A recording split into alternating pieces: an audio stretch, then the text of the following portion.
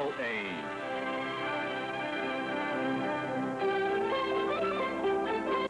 Rivais em Fuga.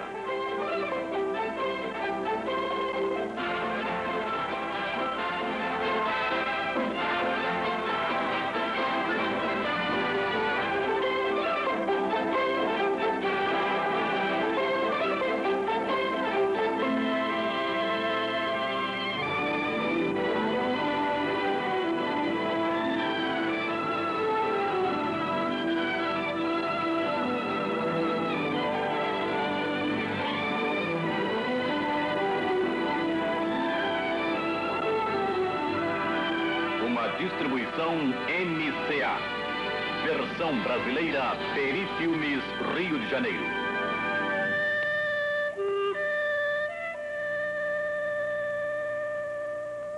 Museu da Família O'Hara.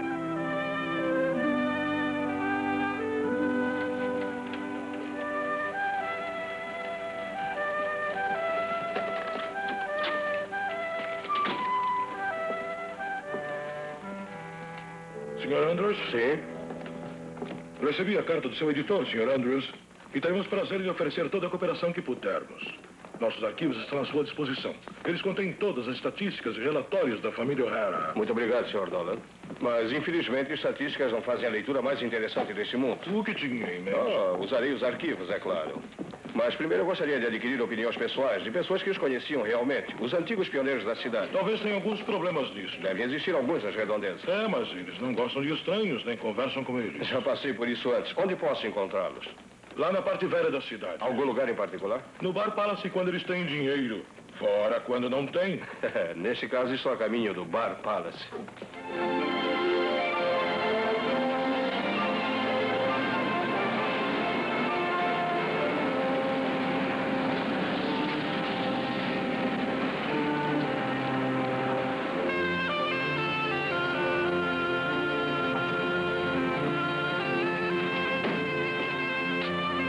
Bom dia, senhores. Eu estou na cidade por alguns dias tentando obter informações sobre a família O'Hara. Vou fazer um artigo. Entendo. Alguns dos senhores estariam interessados em fazer um dinheirinho? Bem, sinto muito ouvi-los dizer isto. Muito bem, eu vou dizer o quê? Vou entrar para tomar um drink. Vou pedir mais 3 e colocá-los no bar. Se algum dos senhores mudar de ideia, lembre-se. Eu estou pagando as despesas.